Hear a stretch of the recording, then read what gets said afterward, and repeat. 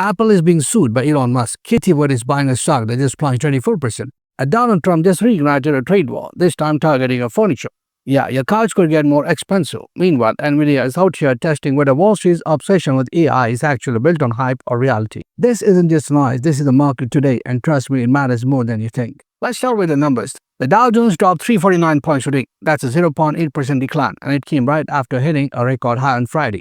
That's like celebrating your birthday on the weekend and getting fired on Monday. The Nasdaq tried to hang on but ended 0.2%, the S&P 500 down 0.4%. Translation, tech was holding it together, but retail and healthcare dragged everything down. And if you zoom out, this isn't a random bad Monday. This is Wall Street processing Powell's big speech last week.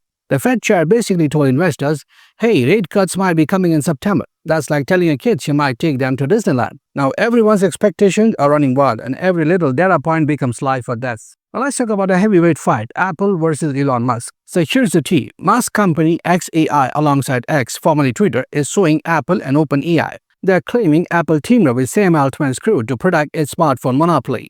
The lawsuit basically says Apple is making ChatGPT the default AI for iPhones, while pushing other AI apps down the rankings in the App Store.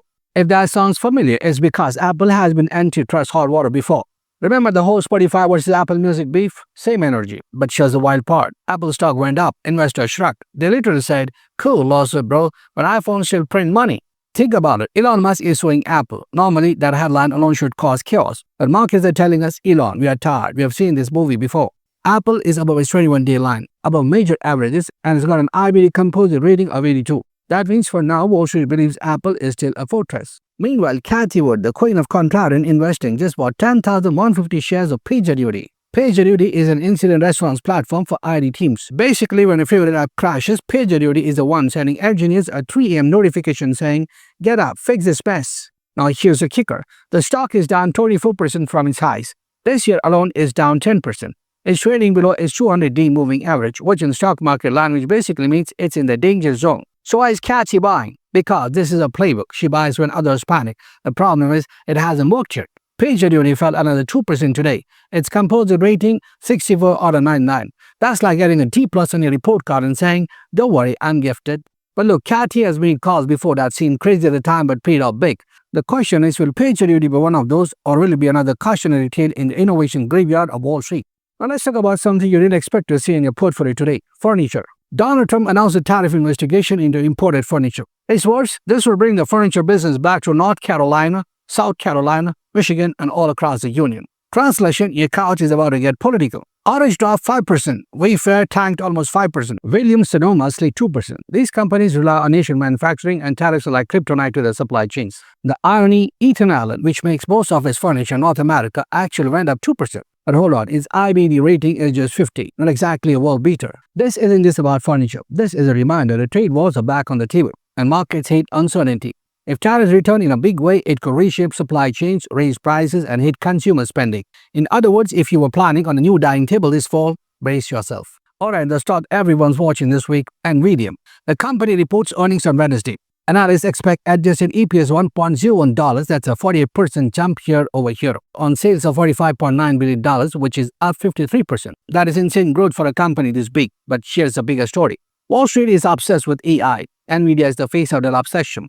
The real question is, are companies actually seeing returns from AI, or is this dot-com bubble 2.0? Because if Nvidia reports even a hint of weakness, if they say demand in China is slowing or cloud spending is down, you're going to see a sell-off. This isn't just about one company. Nvidia's earnings could set the tone for the entire AI sector. It's a test case for whether this hype cycle has legs. Now here are some quick hitters. Gold is shining. DRD Gold in South Africa is up, testing a breakout at $70.60. This stock has risen 117% in 2025.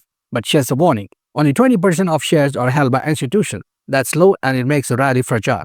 Meanwhile, Bitcoin took a hit, down 2% in the last 24 hours. The iShares Bitcoin ETF IBIT fell nearly 4%. Coinbase Slick MicroStrategy dropped 3%. Meta got smoked, down 5%.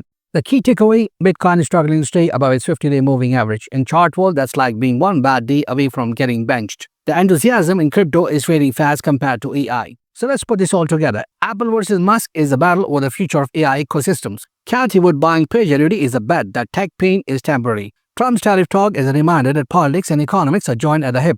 Nvidia's earnings are about to test whether AI is real growth or just smoke and mirrors. And crypto, it's on the sidelines, waiting for its next big story. The big picture is this: markets are no risk. Even after Powell signal rate cuts, stocks are looking for clarity. Investors want to know, can AI justify the hype? Will tariffs spiral into a new trade war? Is crypto ever coming back strong? This is why days like today matter, because the market isn't just reacting to numbers, it's reacting to narratives, and the narratives right now are colliding all at once. So the next time someone tells you the market was down today, remember, it's not just red numbers on a screen. It's Elon Musk throwing lawsuits, Cat Heward rolling dice, Trump reviving tariffs, and Nvidia holding the hopes of an entire sector. And you're sitting there wondering if your 401k is safe. This is the stock market today, and it's just getting started.